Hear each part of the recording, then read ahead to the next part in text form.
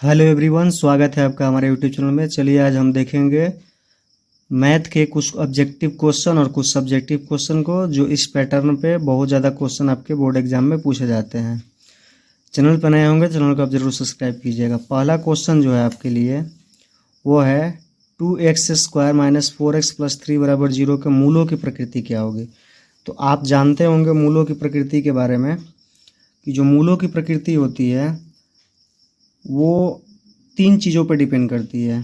तो सबसे पहले हम इसको लिखेंगे यहाँ पे, ये a बराबर यहाँ से वैल्यू है 2, यहाँ पे b बराबर वैल्यू है -4 और फिर c बराबर वैल्यू कितना है 3 है। यहाँ से हम इसका डिस्क्रिमिनेंट निकालेंगे यानी d, जिसको विविक्तर बोला जाता है। इसी पे हम लोग जांच करते हैं मूलों की मतलब प्रकृति। b² - 4ac इसका फार्मूला होता है। फिर क्या करना है, b का वैल्यू कितना दिया है -4, तो इसका स्क्वायर हो जाएगा इंटू नहीं रहेगा -4, a का वैल्यू क्या हो जाएगा 2 और c का वैल्यू 3। 4 का स्क्वायर 16 होगा और ये 4 2 जा 8 3 यानी 4 दूना 8 3 24 हो जाएगा। इसको जब हम माइनस करेंगे तो -8 आएगा, यानी ये जो वैल्यू है वो हमारा -8 आ रहा है। तो जब हम इसको लिखेंगे तो ये क्या है, जो डिस्क्रिमिनेंट 0 से छोटा आ रहा है तो 0 से छोटा क्या हो गया d हो गया। 0 से छोटा क्या हो गया d। जब इधर रहेगा तो 0 से बड़ा d, तो 0 से छोटा d हो तो मूल अवास्तविक होंगे। क्या होंगे, मूल कैसे होंगे, अवास्तविक होंगे। इसी तरह से जब आप क्वेश्चन को बनाइएगा, द्विघात समीकरण के जो क्वेश्चन को आप बनाइएगा तो इसमें इस बातों का ध्यान रखिएगा कि जब 0 से बड़ा d होगा तो उस समय मूल क्या होगा, वास्तविक और भिन्न होगा, और d बराबर 0 हो तो दोनों मूल आपस में बराबर होंगे। चलिए अगले क्वेश्चन को हम लोग देखेंगे। नेक्स्ट क्वेश्चन है द्विघात बहुपद से। इसमें क्या है कि द्विघात बहुपदों के शून्यकों का योगफल दे दिया है और गुणनफल दे दिया है। इसमें पूछ रहा है द्विघात बहुपद क्या होगा। ये भी बहुत ही मोस्ट क्वेश्चन है।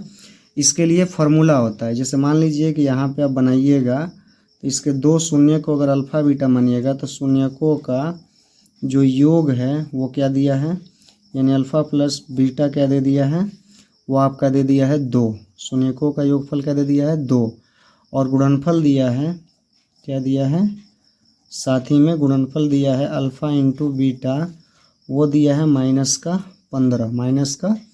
-15। तो जब ये दोनों दिया रहता है ना तो द्विघात बहुपद का एक फार्मूला होता है, द्विघात बहुपद का फार्मूला क्या होता है, x² - alpha plus beta into x plus alpha into beta बराबर 0। तो यहाँ से फार्मूला लगा दिए, x², अल्फा प्लस बीटा का मान कितना है 2 है तो 2 रख लीजिए। फिर यहाँ पे x और अल्फा बीटा का मान क्या है -15 बराबर 0, यानी x² माइनस ये हो जाएगा 2x प्लस -15 बराबर 0। यानी द्विघात बहुपद क्या मिलेगा हमको, x² - 2x - 15 बराबर 0। यानी इस तरह के जब भी प्रश्न आपको मिलेंगे उसमें योगफल और गुणनफल दे देगा और पूछेगा द्विघात बहुपद क्या होगा, तो ये फार्मूला लगाना है द्विघात बहुपद वाला, x² - alpha plus beta into x plus alpha into beta बराबर 0। आई होप आप इस क्वेश्चन को समझ पाए होंगे। चलिए नेक्स्ट क्वेश्चन को हम लोग देखते हैं। ये जो प्रश्न है त्रिज्यखंड से है। तो आप त्रिज्यखंड पढ़े होंगे। 4 सेंटीमीटर त्रिज्या वाले वृत्त के त्रिज्यखंड का क्षेत्रफल ज्ञात करें जिसका केंद्रीय कोण 30 डिग्री है। तो मान लीजिए कि यहाँ पे हमने एक इस तरह का वृत्त त्रिज्यखंड बनाया, ये वाला त्रिज्यखंड। इसका सेंटर में जो थीटा का मान है ना वो कितना डिग्री है, 30 डिग्री है। ये ओ है, ये बी है और ये बी है, और रेडियस इसका दे रखा है कितना 4 सेंटीमीटर, यानी ये 4 है, ये भी 4 हो जाएगा। तो यहाँ से हम लिख देंगे r बराबर कितना 4, और त्रिज्य कोण यानी जो त्रिज्य कोण है वो थीटा का मान कितना है, त्रिज्य कोण थीटा का मान हमारे पास है कितना डिग्री 30 डिग्री है। थीटा का मान कितना डिग्री है, केंद्रीय कोण यानी ये है 30 डिग्री। तो यहाँ से हम क्या करेंगे, हमें पता है त्रिज्यखंड का क्षेत्रफल, त्रिज्यखंड का क्षेत्रफल का फॉर्मूला लगाएंगे। त्रिज्यखंड का क्षेत्रफल, ये फार्मूला जो होता है थीटा बट्टा 360 पाई आर स्क्वायर। इसमें मान को पुट कर दीजिए। थीटा का मान कितना डिग्री है 30 डिग्री और बट्टे का है 360, फिर है पाई आर स्क्वायर, यानी ये कट जाएगा तो ये आपका हो जाएगा 1 4/12 और पाई का मान होता है 22/7 और रेडियस 4 × 4 यानी 4 से ये कट जाएगा 3। अब ये नहीं कटेगा यानी 22 चौके 88/21 सेंटीमीटर स्क्वायर। आप चाहें तो इसको पॉइंट में भी ले सकते हैं। तो एक क्वेश्चन आपका यहाँ से भी हो सकता है कि 4 सेंटीमीटर त्रिज्या 6 सेंटीमीटर देगा और डिग्री भी चेंज कर देगा और पूछ देगा त्रिज्यकोण यहाँ पे त्रिज्यखंड का क्षेत्रफल। अगर चाप की लंबाई पूछेगा तो वो फार्मूला हो जाएगा θ/360 2π और ये चाप की लंबाई का होता है। चलिए अगले लेवल के क्वेश्चन को हम लोग देखेंगे। नेक्स्ट जो हमारा क्वेश्चन है ये द्विघात बहुपद से है। इसमें शून्यकों का योग और गुणनफल पूछा गया है। तो शून्यकों का योग और गुणनफल के क्वेश्चन को बनाते समय ध्यान रखिएगा, यहाँ पे ए का वैल्यू हमको पता है 2 और बी का वैल्यू यहाँ पे ABC निकाल लेंगे और सी का वैल्यू है 6। यहाँ से पूछ रहा है द्विघात बहुपद के शून्यकों का योग यानी शून्यकों का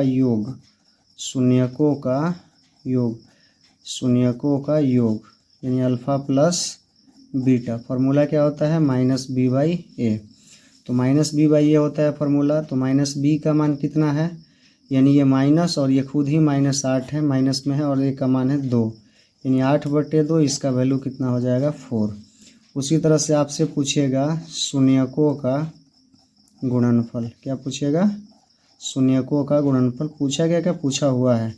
इसको हम लिखते हैं अल्फा × बीटा बराबर c/a। सी का वैल्यू कितना है 6 है और ए का वैल्यू कितना है 2 यानी कट के कितना आएगा 3 यानी शून्यकों का योग 4 और गुणनफल कितना रहा है 3। इसी प्रश्न में आपसे अगर एक्स्ट्रा में कुछ चीज़ें पूछ लिया जाएगा 1/α + 1/β तो इसका फार्मूला होता है -b/c। यहाँ से आप क्या कीजिएगा b का मान जो है ये -8 है और यहाँ से c का मान है 6। c का मान कितना है 6 तो ये हो जाएगा 8/6 कटा दीजिएगा 4/ कितना आने लगेगा 3। तो आई होप आप इस बात को पूरे क्वेश्चन को समझ पाए होंगे। ऐसे क्वेश्चन आपसे पूछे जाएंगे। अगला जो क्वेश्चन है त्रिभुज से पूछेगा आपका बोर्ड एग्जाम में। बहुत ही इंपॉर्टेंट ये क्वेश्चन है, आपसे पूछेगा ही पूछेगा इस टाइप का एक क्वेश्चन। तो देखिए त्रिभुज ABC का क्षेत्रफल ज्ञात करना है। इसमें 3,4 4,-3 8,6 ये निर्देशांक है। हमने यहाँ पे ए का निर्देशांक लिख दिया है, बी का निर्देशांक लिख दिया है, सी का निर्देशांक लिख दिया है। सबका x1 y1 दूसरा का x2 y2 होता है, तीसरा का x3 y3। ये त्रिभुज का क्षेत्रफल है 1/2 x1 y2 - y3 + x2 y3 - y1 x3 y1 - y2। इसमें मान रख देना है और आपका आंसर आ जाएगा। ये क्वेश्चन बहुत ईजी है, आपसे प्रश्न पूछा ही जाएगा इस तरह का। तो 1/2 x1 का मान कितना है 3 है, y2 - y3 तो y2 का मान -3 है, सूत्र में माइनस है और y3 का मान कितना है 6 है, प्लस x2 का मान देखिए कितना है 4 है इंटू y3 का मान देखिए कितना है 6 है और y1 का मान कितना है 4 है, रख लीजिए। x3 का मान कितना है 8 है और y1 का मान कितना है, y1 का मान यहाँ से 4 रख लीजिए और y2 का मान कितना है -3। ये प्लस हो जाएगा क्योंकि एक सूत्र में माइनस होता है। ये हो जाएगा 1/2 माइनस प्लस पे ध्यान देना है 3 -3 और ये हो जाएगा -9। ये हो जाएगा 4 6 में से 4 गया 2 और ये हो जाएगा 8 और 4 3 कितना हो जाएगा 7। ये हो जाएगा 1/2, ये हो जाएगा -27 और ये हो जाएगा 8 और ये हो जाएगा 56। अब इसको कुछ नहीं करना है, प्लस माइनस कर देना है। 1/2 ये हो जाएगा कितना 64 और ये -27। ये 1 क्या रहेगा यहाँ पे 2 रहेगा इंटू ये 14 में से 7 गया 7, ये बचेगा 5 5 में से 2 गया 3 यानी इसका आंसर आ जाएगा 37/2 वर्ग मात्रक। इसका बिल्कुल राइट आंसर हो जाएगा। तो आपको पता है इस तरह के क्वेश्चन बहुत ज़्यादा एग्जाम में पूछे जाते हैं, तो आप इसको जरूर प्रैक्टिस कीजिएगा। चलिए नेक्स्ट क्वेश्चन को हम लोग देखते हैं। नेक्स्ट जो क्वेश्चन होने वाला है वो A1/A2 B1/B2 C1/C2 की तुलना ज्ञात करना कि निम्नलिखित युग्म समीकरण संगत है या असंगत है, उस पर होने वाला है।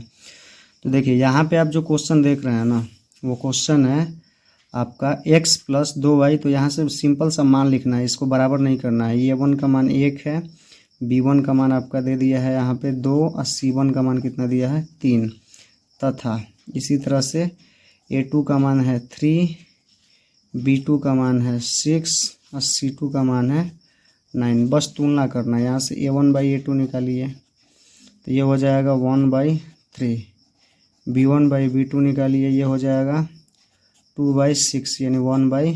3 कट जाएगा तो C1/C2 निकालेंगे तो ये भी हो जाएगा 3/9, यानी ये भी होगा 1/3, यानी तीनों क्या आ रहा है समांतर रहते हैं, यानी A1/A2 B1/B2 C1/C2 ये तीनों आपस में समांतर है, यानी रेखाएं कैसी होगी, समांतर रेखाएं होगी। और हल कैसा होगा आप लोग कमेंट करके बताइएगा। तो इस तरह के भी क्वेश्चन बहुत ज़्यादा एग्जाम में आपसे पूछा जाता है। चलिए नेक्स्ट टाइप के क्वेश्चन को हम लोग देखेंगे। जितने भी टाइप का क्वेश्चन करा रहे हैं आप प्रैक्टिस जरूर कीजिएगा। चलिए नेक्स्ट जो क्वेश्चन है वो है आपका यूक्लिड विभाजन एल्थियोग्राम से। यूक्लिड विभाजन एल्थियोग्राम जो आपको पता भी होगा, HCF जिसको बोला जाता है। यहाँ पे जब हम इसको बनाएंगे तो यहाँ पे लिख देंगे दोनों संख्याओं को, एक है 135 और एक है 225। तो 135 और 225 में बड़ा कौन है छोटा कौन है, तो आपको पता है कि ये वाला बड़ा है। तो सबसे पहले हम क्या करेंगे, छोटे वाले से इसमें डिवाइड करेंगे जब इसको स्टार्ट करेंगे बनाना। तो यहाँ से आप क्या कीजिए कि 135 और 200 इसका एक गुणनखंड विधि भी होता है, आप उससे भी इसको बना सकते हैं, गुणनखंड से पूछेगा। तो एक बार में जाएगा हम 135, जब तक इसको लिखते हैं तब तक ये कटे नहीं। तो 5 5 0, 12 में से 3 गया 9, फिर यहाँ से 135 स्टेप भी आप लिख सकते हैं। एक बार में जाएगा, यहाँ से कटाइए 5, ये 45 हो जाएगा, और फिर यहाँ से 90 दो बार में ये कट जाएगा। यानी इसका जो HCF होगा 135 और 225 का जो HCF होगा वो क्या हो जाएगा, वो आपका आ जाएगा 45। इसका अगर आपको स्टेप लिखना है तो आप स्टेप भी लिख सकते हैं।